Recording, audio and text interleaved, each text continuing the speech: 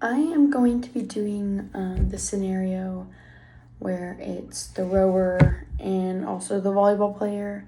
So first I just kind of want to go over like different muscles and different movements that you're going to be doing in each, so we can know where to go from when we're building exercises or strengthening exercises, stretching, anything like that. So first we'll start with rowing.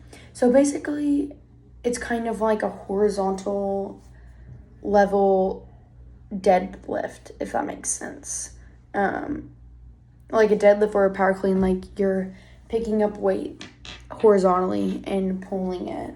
And so just kind of like the major muscles. The drive is mainly going to be in your legs, and that's going to be your hamstrings, your glutes, your calves, which is your gastroc and your soleus, and then also your spinal erectors, which are the muscles that go up and down your back. And then the pull, you're going to be using your quads, because you're going to be pushing off the anterior of your legs, kind of like on your tippy toes, not on your tippy toes, but on the front half of your feet.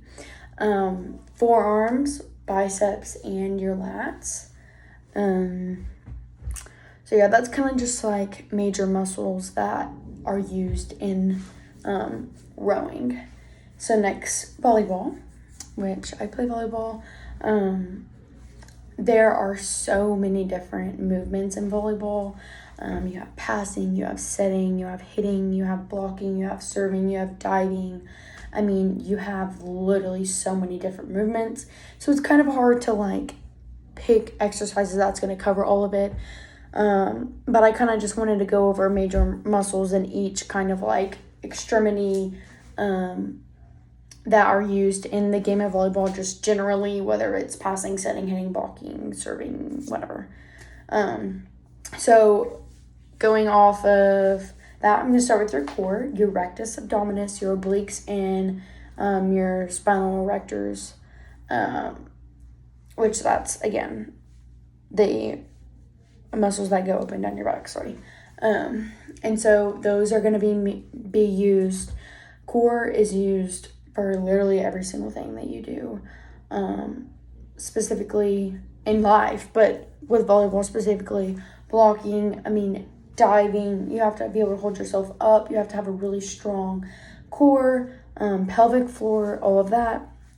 And then we have muscles in your upper arm or forearm. So we have wrist flexors and extensors are going to be used for hitting the ball, snapping down, or even serving too. We have biceps and triceps are going to be used as well. Shoulder, obviously the whole rotator cuff complex.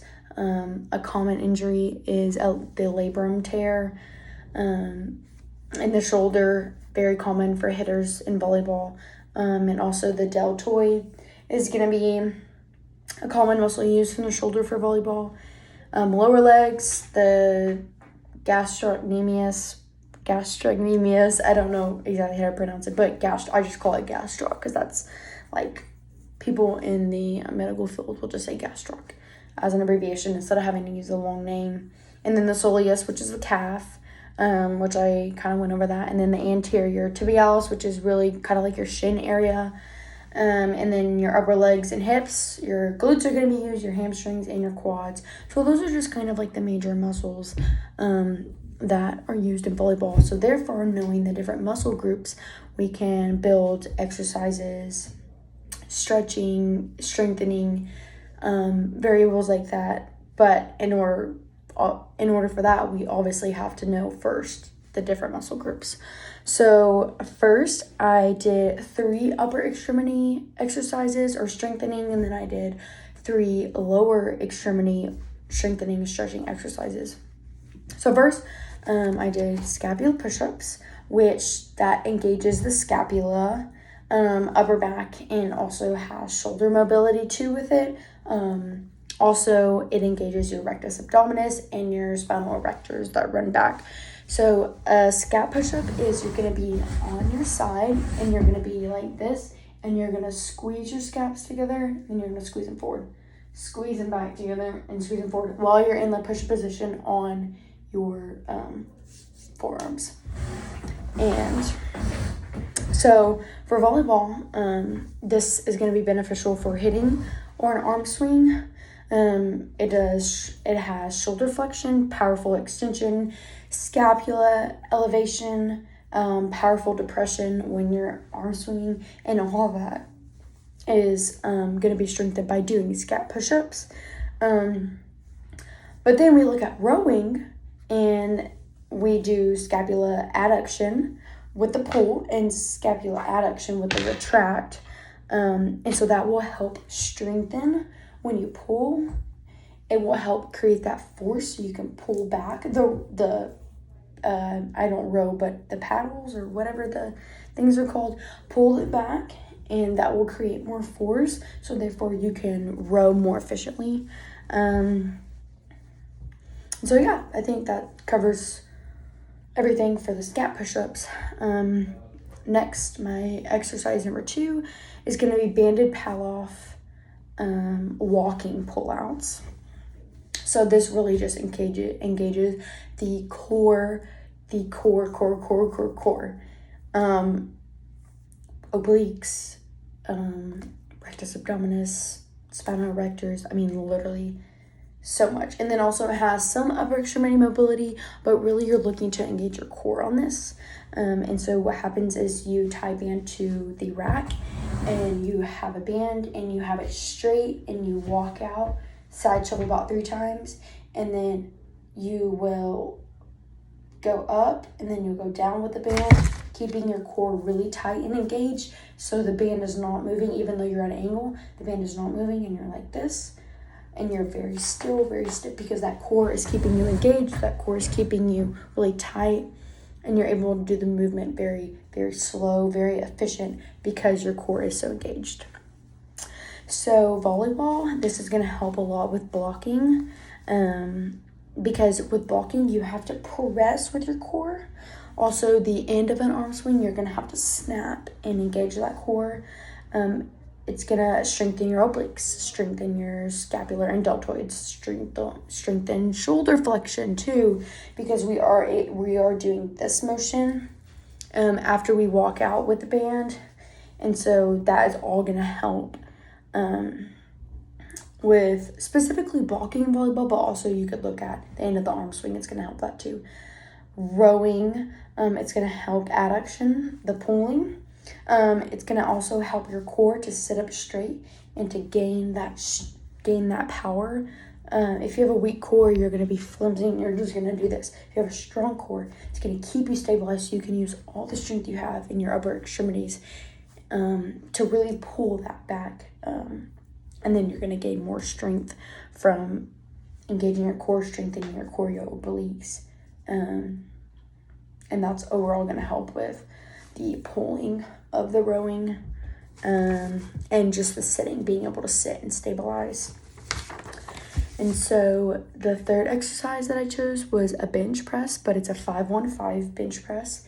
And so it's where you are bench pressing, and you have 5 seconds down, hold 1 second, 5 seconds up, and that is working your biceps on the way down, triceps on the way up.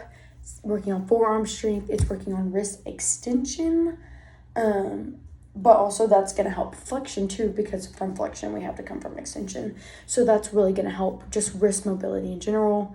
With volleyball, we use our biceps, triceps, forearms, everything to gain strength to hit the ball harder and to be more efficient with the ball when we're hitting. We use wrist extensors and flexors to help snap the wrist, and we use your biceps, triceps, and forearms to help gain that strength to guide the ball where it needs to go, and to overall just hit better, also serve better too, gaining strength with that.